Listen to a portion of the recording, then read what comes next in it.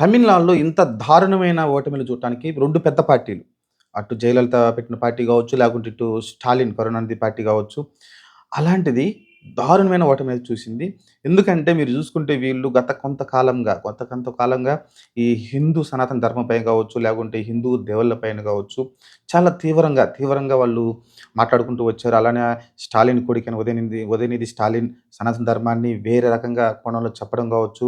అలానే పైన దీపం పెడతానంటే దానిపైన కోర్టుల దాకెళ్ళి కోర్టు గూడా అక్కడ అది హిందూ దేవాలయం అని చెప్పినా సరే కోర్టుని గూడా ధిక్కరించి అక్కడ దీపం పెట్టకుండా చేయడం గావచ్చు. ఒక రకంగా చెప్పంటే హిందువుల యొక్క మనోభావాల్ని ఎంత గట్టిగా దెబ్బతీశారంటే, చాలా గట్టిగా అసలు కనీసం వాళ్ళు నాస్తికులు తెలిసిందే మనకి.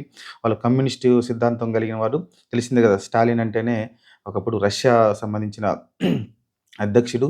అలాంటి పేరు పెట్టుకున్నారంటే మీరు అర్థం జేసుకోవచ్చు. వాళ్ళు కమ్యూనిస్టు ఖచ్చితంగా పక్కా నాస్తిక భావాన్ని నమ్ముతూ ఉంటారు. దేవుడిని నమ్మరు. అలాంటిది ఆ దేవుడిని నమ్మకుండా పోవడం చూసి అంటే ఒక రకంగా చెప్పాలంటే దేవుడిని ఎవరైతే నమ్ముతున్నారో హిందువులు వాళ్ళపైన రుద్దడానికి ప్రయత్నం చేసుకొచ్చారు. పూర్తిగా ఒక నాస్తిక రాష్ట్రంగా చేయడానికి ప్రయత్నించారు. స్టాలిన్ కావచ్చు, లేకుంటే ఉదయనిధి స్టాలిన్ కావచ్చు తమిళనాడుని. అలాంటి ఎందుకంటే అసలకి మీరు చూసుకుంటే అధికంగా తంజావూరు కావచ్చు, లేకుంటే అసలకి చోళులు, పల్లవులు పరిపాలించినప్పుడు అధికంగా దేవాలయాలు ఉన్నదే ఆహ్, స అసలు భారతదేశం మొత్తంలో చూసుకుంటే అధిక దేవాలయాలు ఉంది తమిళనాడులోనే. అలాంటి రాష్ట్రాన్ని వీళ్ళు హిందువులకు దూరం చేసే ప్రయత్నం కావచ్చు, మైనారిటీలని, క్రిస్టియన్స్‌ని వాళ్ళు అదే ముస్లిం క్రిస్టియన్స్‌ని కొంచెం గట్టిగా వాళ్ళు మళ్ళీ ఆ మతాల్ని ఏమనరండి ఈళ్ళు. మీరు గమనిస్తే ఆ మతాన్ని ఎప్పుడు కూడా వీళ్ళు అనలేదు. ఎందుకంటే మన దాంట్లో కన్నా ఎక్కువ మూఢత్వం అక్కడే కనిపిస్తుంటది మనకి. గొర్రెల్లాగా పోతుంటారు గదా! ప్రార్థన చేస్తే కిడ్నీలు రాళ్ళు కరుగుతాయని చెప్పుకొస్తారు. ఇలాంటి రకరకాలు జరుగుతుంటాయి. దానిపైన ఎలాంటి వీళ్ళు మాట్లాడరు. కొనేది ఈడు స్టాలిన్ కొడుకు గావచ్చు, లేకుంటే స్టాలిన్ గావచ్చు ఏం మాట్లాడరు. జస్ట్ హిందువులను టార్గెట్ చేసి మాట్లాడడం చూస్తాం మనమైతే.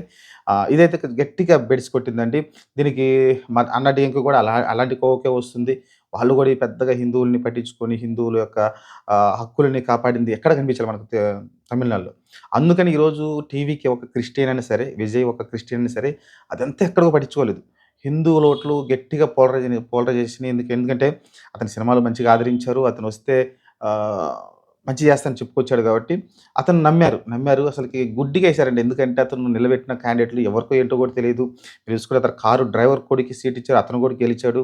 అంటే మీరు అర్థం చేసుకోవచ్చు. మరి టీవీకే సంబంధించి జస్ట్ విజయ్ మొఖాన్ని చూసే వీళ్ళందరూ కూడా తమిళ ప్రజలందరూ కూడా ఓట్లు వేయడం చూసాం. అలానే అవినీతి కూడా గట్టిగా పెరిగిపోయింది. వస్తే ఆ పార్టీ లేకుంటే ఈ పార్టీ. ఎందుకంటే ఇంత తక్కువ టైంలో 16 రోజుల ప్రచారంతోటి ఇంత విజయం సాధించాడంటే మీరు అర్థం చేసుకోవచ్చు. విజయ్ ఎంత ఇంపాక్ట్ కలిగించాడో. ఎందుకంటే అతని సినిమాల ద్వారా చాలా ఇంపాక్ట్ కలిగించాడు. మీరు చూసుకుంటే అలా అనుకుంటే 'కమల్ హాసన్' కూడా సూపర్ స్టార్ గదా! అతన్నెందుకు గెలిపించలేకపోయారు? కాకపోతే విజయ్‌ని నమ్మారు. ఏదైతే క్రిస్టియన్ ఓట్లు బలంగా డీఎంకే పార్టీకి పడతాయి మొత్తం లాక్కోగలిగాడు. అలానే హిందువులు గట్టిగా పోలరైజేషన్ అయ్యారు. గట్టిగా విజయ్‌నైతే సపోర్ట్ జేసి ఈ రోజున భారీ విజయమైతే విజయ్‌కైతే ఇచ్చారండి. ఒక రకంగా చెప్పాలంటే ఇది ఆహ్, గట్టిగా చెప్పుకొచ్చారు. మీరు ఏ మతాన్ని కించపరచకూడదు. లేకుంటే ద్రావిడం ఏది సిద్ధాంతం ఉందో దాన్ని ఎవ్వరు పక్కన పెట్టేసారు. మొన్నటిదాకా ఎందుకంటే అన్నాడీఎంకే గాని, లేకుంటే డీఎంకే గాని 2 కూడా ద్రావిడకి సంబంధించినవే. అలా అని అది తప్పేం కాదు గానీ, కాతే మరీ ఎక్కువ రుద్దే ప్రయత్నం చేసుకొచ్చారు. హిందువుల పైన, అందరి పైన కొంచెం గట్టిగా రుద్దే ప్రయత్నం చేసుకొచ్చారు కాబట్టి, దాన్ని పూర్తిగా తిరస్కరించి ఈరోజు టీవీకే పార్టీకైతే అధికారం కట్టబెట్టారు తమిళ ప్రజలు. మరి చూద్దాం మరి ప్రస్తుతానికైతే విజయ్ అయితే భారీ విజయం సాధిస్తున్నాడు. క్లియర్‌గా అర్థమైపోతుంది. స్టాలిన్ గూడా ఓడిపోతున్నాడు. అది విషయం.